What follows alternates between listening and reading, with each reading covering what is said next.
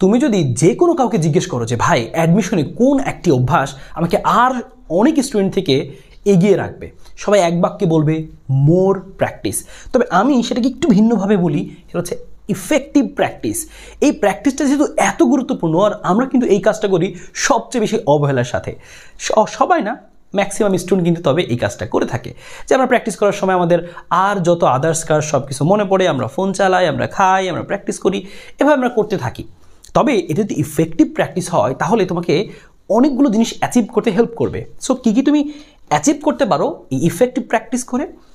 Number 1, যে তোমার recalling পাওয়ারটাকে তুমি বাড়াতে পারো। তুমি যেই থিওরিগুলো পড়ে আসলে সেগুলো তুমি মনে করতে পারছো কিনা, সেই থিওরিগুলো তুমি সঠিকভাবে প্রয়োগ করতে পারছো কিনা, সেই জিনিসটা কিন্তু তুমি প্র্যাকটিস করার মাধ্যমে তোমার কিন্তু অ্যাচিভ হবে।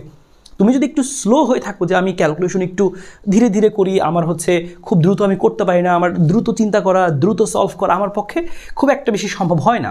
সো এই জায়গাটায় তুমি যদি প্র্যাকটিস ইফেক্টিভলি করতে পারো তাহলে তোমার এই স্পিড, এই ব্যাপারটা কিন্তু তোমার মধ্যে চলে আসবে। এটা কিন্তু আয়ত্ত তোমাকে করতেই হবে। এবং সবচেয়ে গুরুত্বপূর্ণ টাইম, আমাদের টাইম ম্যানেজমেন্ট করা, যে আমরা যখন আমাদের সাথে প্রশ্ন থাকে কোন প্রশ্নটা আমরা উত্তর করব, কোন প্রশ্নটা আপাতত উত্তর করার দরকার নেই, এই ডিসিশনগুলো খুব কম সময়ের মধ্যে নিতে হয়। যদি ডিসিশন আমরা নিতে ভুল করি তাহলে কিন্তু দেখা যায় আমরা টাইমটা কিন্তু ম্যানেজ করতে পারি না, শেষ পর্যন্ত অনেকগুলো পারা প্রশ্ন কিন্তু আমরা পরীক্ষার হলে দেখা যায় যে উত্তর করে আসতে পারি না। সো এই জায়গায় কিন্তু ইফেক্টিভ প্র্যাকটিস যদি তুমি করতে পারো, এই টাইম ম্যানেজমেন্টটা কিন্তু তুমি আয়ত্ত করতে পারবে। এখন কথা হচ্ছে ভাই ইফেক্টিভ প্র্যাকটিস তাহলে করবো কিভাবে?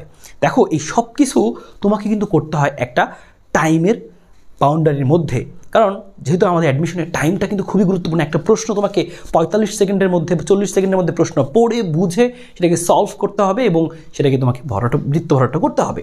সো এই জিনিসটা তুমি যদি করতে চাও, এখন থেকে তোমরা যারা প্র্যাকটিস করবে অবশ্যই এই একটা ছোট্ট ট্রিক্স খালি তুমি ফলো করবে, একটা ছোট্ট স্টেপ তুমি ফলো করবে। অনেকেই করো কিন্তু অনেকেই কিন্তু করো না। সো যারা করো না তাদের জন্য আজকের এই সাজেশনটা, যে যখন তুমি প্র্যাকটিস করতে বসবে, সাপোজ তুমি আজকে ফ্যাক্টর চ্যাপ্টারটা তুমি পড়ে শেষ করেছো, ভাবছো ঠিক আছে আমাকে প্র্যাকটিস করা দরকার, আমি প্রশ্নগুলো পারি কিনা, প্রশ্ন ব্যাংকের সব কিছু আমি পারতেছি কিনা সেটা যাচাই করতে চাই। তো তখন তুমি জাস্ট এমনিতেই সলভ করবে না, তুমি বরঞ্চ তোমার সেই প্রশ্ন ব্যাংকে মনে করো 5টা প্রশ্ন আছে এক পেজে, বা তোমার 15টা প্রশ্ন আছে এক পেজে, তুমি অবশ্যই টাইম সেট করে নিবে যে 15টা প্রশ্ন, ওকে ফাইন 10 মিনিট 8 মিনিট, তুমি তোমার অবস্থার উপরে ভিত্তি করে সেই টাইমটা সেট করবে, আস্তে সেটাকে কমাইতে হবে।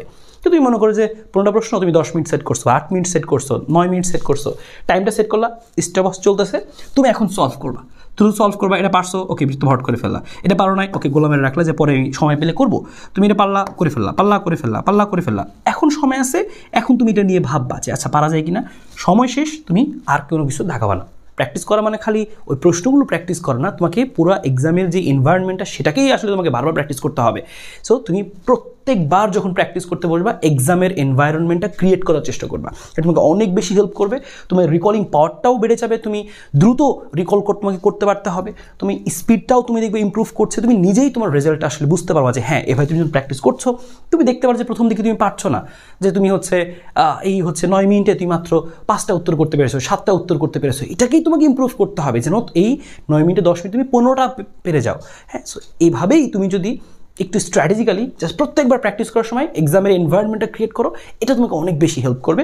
এই প্রত্যেকটা জিনিস তোমার মধ্যে আস্তে আস্তে বিল্ড করা শুরু করবে। এগুলো কিন্তু একদিনে আয়ত্ত করার জিনিস না, বারবার প্র্যাকটিস করার মাধ্যমে আয়ত্তটা করতে হবে। সো এভাবে তুমি ইফেক্টিভ প্র্যাকটিস করে কিন্তু খুব সুন্দরভাবে কিন্তু তোমার স্কিলগুলোকে আরেকটু ডেভেলপ করতে পারো।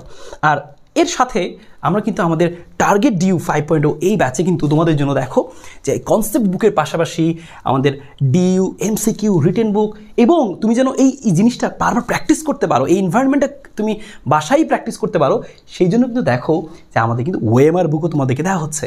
সো এই ওএমআর বুকের সাহায্য নিয়ে তুমি কিন্তু আমাদের যেই কনসেপ্ট বুক বা হচ্ছে প্রশ্ন ব্যাংক, এই প্রশ্ন ব্যাংক, ওএমআর বুক সব কিছু একসাথে মিলিয়ে তুমি কিন্তু এভাবে এক্সামের এনভায়রনমেন্টটা বাসায় ক্রিয়েট করে প্র্যাকটিস করতে পারো, সেটা তোমাকে অনেক বেশি হেল্প করবে। তোমাদের সবার সাথে দেখা হবে টার্গেট ডিউ 5.0 এই ব্যাচের ক্লাসে। তোমাদের সাথে ফিজিক্স এই সাবজেক্টটাতে ইয়াসিন ভাইয়া এবং চিন্ময় দাদার সাথে আমিও থাকছি, তোমাদের আশিক ভাইয়া।